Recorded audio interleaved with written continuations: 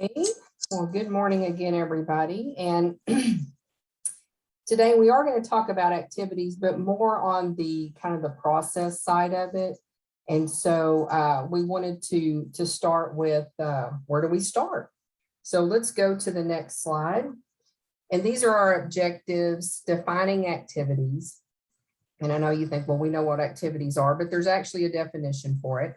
And then, what is person-centered care as it relates to activities, and then understanding the federal guidance, which is a big part of that.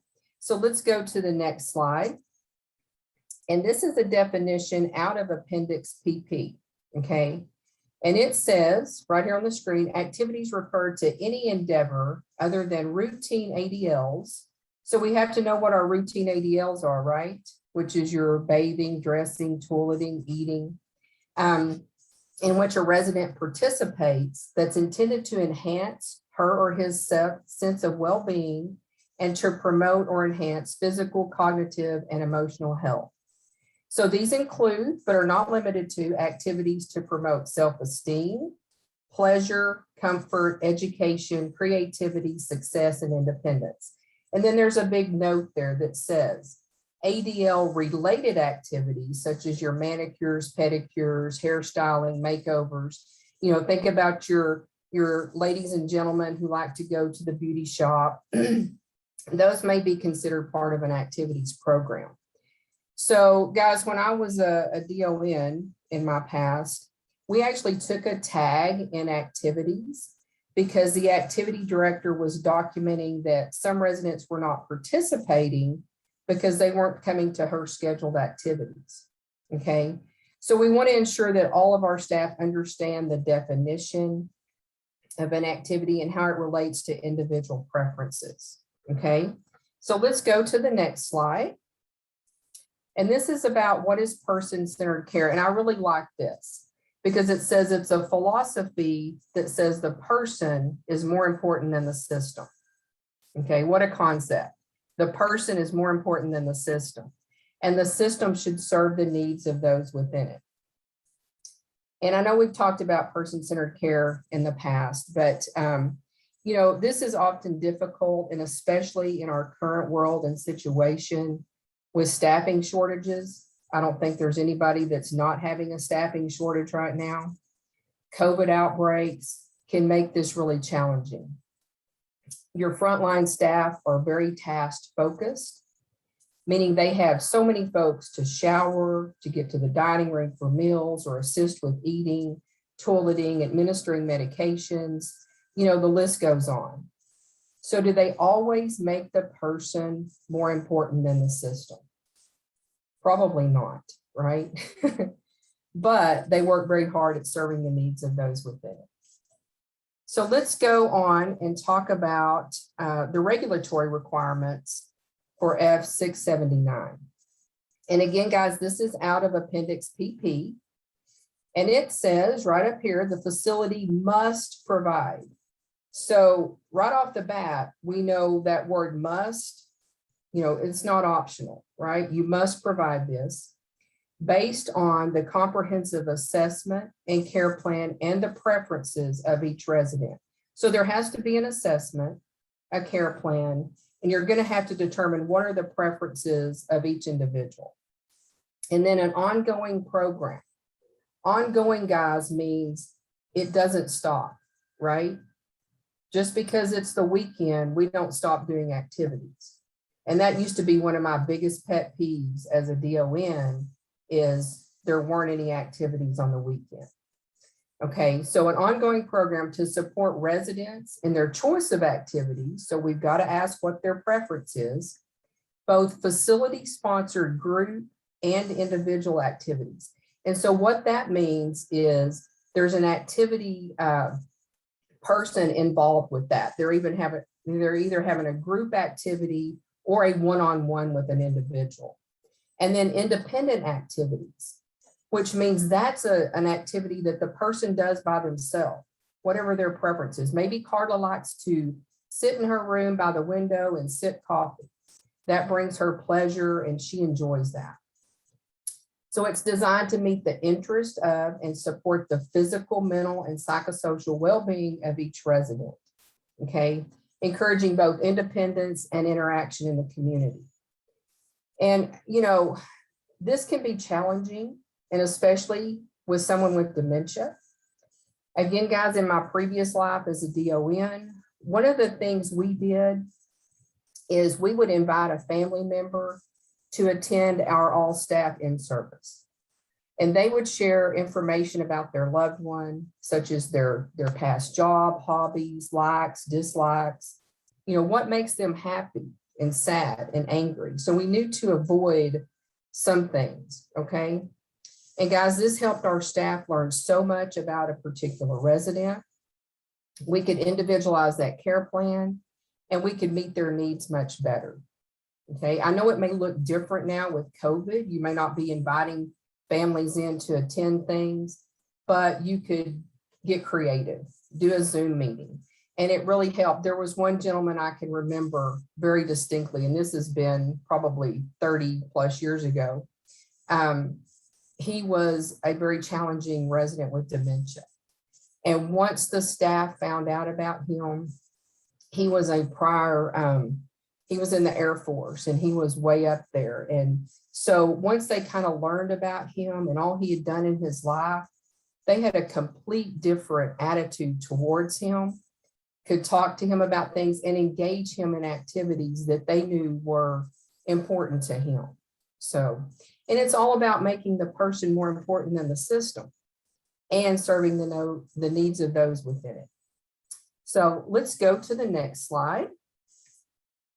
And this talks more about the intent of F679, which we already kind of talked about. So the big question here is, how do you know for sure that your activity program is person-centered? That you've incorporated each individual resident's interest, their hobbies, preferences, and created opportunities for each resident to have a meaningful life. Let's go to the next slide. One way is to audit your system or process ongoing, and there's that ongoing word again, to help identify gaps and improvement opportunities. And so by ongoing, this means more often than yearly, you know, every 6 months, every quarter. By ongoing, guys, this may be something you need to do daily or weekly, you know, whatever you determine in your facility. So who all is familiar with the critical element pathways from CMS? And you can just type in yes or no, just so kind of have an idea of who all is familiar with these tools. And they are tools that the survey team uses if they identify a concern and feel there's a need to further investigate the process, okay? These also help them to determine if there's a deficient practice, what areas the deficient practice is occurring, and what F tags to cite. So for activities, guys, there's 7 possible F tags with 9 other areas to consider for a possible deficient practice. So you can do the math there. There's a lot of opportunity to take a tag for activities, right? So as leadership, if you guys are not already using these or something, you know, comparable, I would consider incorporating these pathways into your audit process to ensure you're meeting the minimal standards set by regulatory. Arthi is going to dive a little deeper about the auditing process and how you can use these tools and others should you have an improvement opportunity. So again, I highly suggest using these or like I said, something comparable, and not just for activities, but for all processes. So you can be survey ready versus getting ready for survey, okay? I don't know how many times I talk to buildings that, well, we're getting ready for survey. Okay, well, hope that works out for you, but you know, you want to be survey ready all the time. We will be including a zip file, I believe, in the post email session with all the pathways. And I want to encourage you also, guys, to periodically check for updates because there have been some updates to some of these and you want to be aware of any changes in requirements. So let's go to the next slide. The key points, right here, you want making sure all staff understand these key areas, again, will help you be proactive versus reactive and better serve the needs of your residents. So now I think I turn it over to Arti. Is that correct? And then we'll do the Yes. questions. Yes, so RT will touch on activities from that QI lens, how we can have a process to ensure that activities are person-centered. So go ahead, RT. We'll get your slides right up.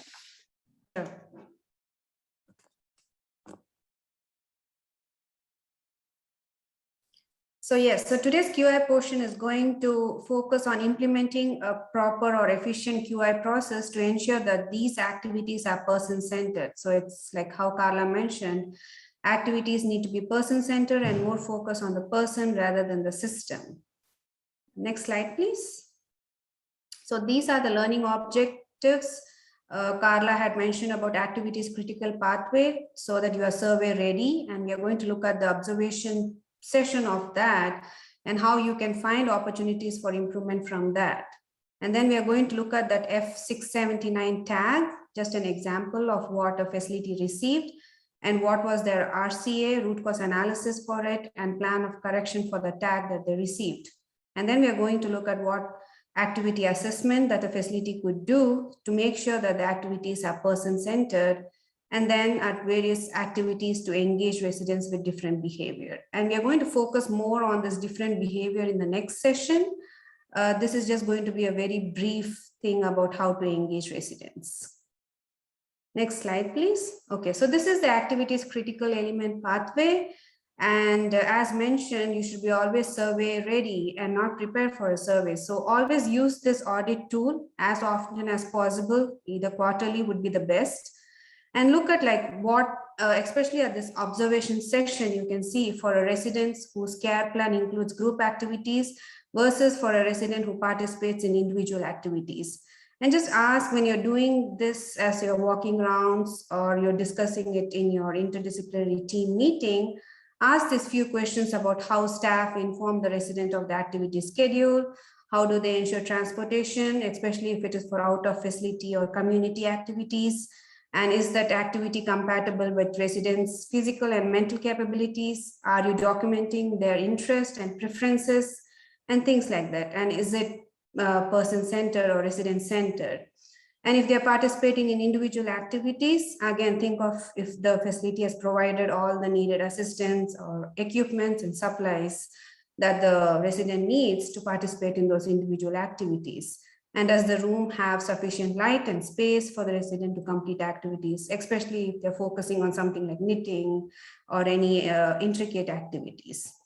So this is a great tool for yourself to audit for your activities that you're conducting at the facility. Next slide, please. Okay, so this is an example of the F679 tag that the facility did receive, and this was way back in 2018. And let's look at like what was the tag related to and what were the corrective actions that the facility took to address this. Next slide. Okay, so these were the findings that the facility got tagged on. So this is the F679 tag. Based on the observation done by the surveyor, they did resident interviews, they did staff interviews, they did clinical record reviews, and as well looked at the facility's documentation, and the facility staff failed to provide facility sponsored individual activities for 2 residents. So that was the tag that the facility received based on all the reviews that they did with resident staff and documentation. So what was it? So first and foremost, it was one of the residents, of those 2 residents was a 103-year-old person who was admitted to the facility in 2019. And her diagnosis included brain injury, anxiety, hypertension, mood affective disorder, major depressive disorder, delusional disorder, and anemia. So what did they actually see was this resident A was noted sitting up in her bed yelling. She denied any discomfort, and she stated that she had not been invited to any activities. And she also denied receiving any visits by activity staff. So a review was conducted of resident A's clinical record. revealing a care plan. And it read aggressive outbursts within group activities, often offending, disrupting, or distracting other residents. So she was just given an option of group activities and she hadn't been participating well in them. So the surveyor did interview with the wellness coordinator, activities director, and when asked to describe the residents' attendance and participation in activities, the wellness coordinator stated that we remind them of how others expect to be treated. We take them for a walk, we try to redirect them, and they will also have a choice of coloring, newspaper, cards, reading books, or converse with a staff member who's not busy. And I usually document each residence daily along with any other behaviors. And when they asked her to show her documentation, she was unable to do so. So as Carla has mentioned many times, if it's undocumented, it means it's not done. So this was the tag that they received. So let's look at what were the corrective actions that the facility put to address it. Next slide, please. So yeah, identification of deficient practices and corrective action. So they did a root cause analysis to find out like what exactly happened. And they found that there was improper documentation. There were no audits of the resident activity care plans that were being done on a regular basis. They were not doing a person-centered or resident-centered care plan or activity assessment. And they were not maintaining a log of participation of residents in group or individual activities. Again, it was not an individualized care plan. It was just like group activities. They invite residents. If they don't come, they don't even ask like, okay, what is your preference? What would you want? So the plan of correction was, first and foremost, they're going to do 100% weekly audit of residents' activity plans and have a participation documentation. And any resident with identified needs will have their activity care plan reviewed for appropriateness using the activity assessment worksheet. So that makes sure that it is all person-centered, that they're accounting into what each resident's preferences is, what they like, indoor activities, outdoor activities, individual activities, group activities, and things like that. And they also wanted to make sure that the activity staff will be in service by the administrator on individualized activity care planning and expectations regarding documentation. And if there are any negative findings, that will be corrected at the time of discovery. And of course, they wanted to have a proper and efficient process. So they're going to discuss the results of these audits that they do to the QAPI team for their review, their analysis and recommendations to how to make it a more efficient process and to ensure that the documentation is happening well. And they are looking into a person-centered care plan for each resident. Next slide.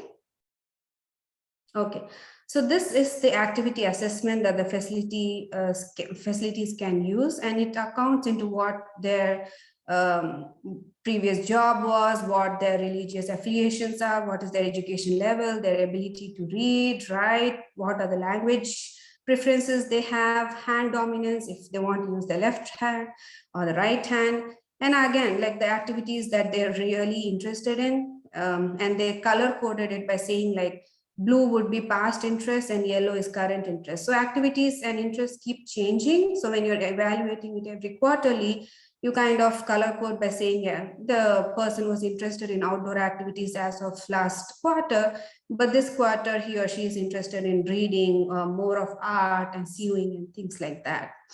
So this is a great way to make sure that you're taking residents' preferences and designing or implementing activities that are more resident-centered.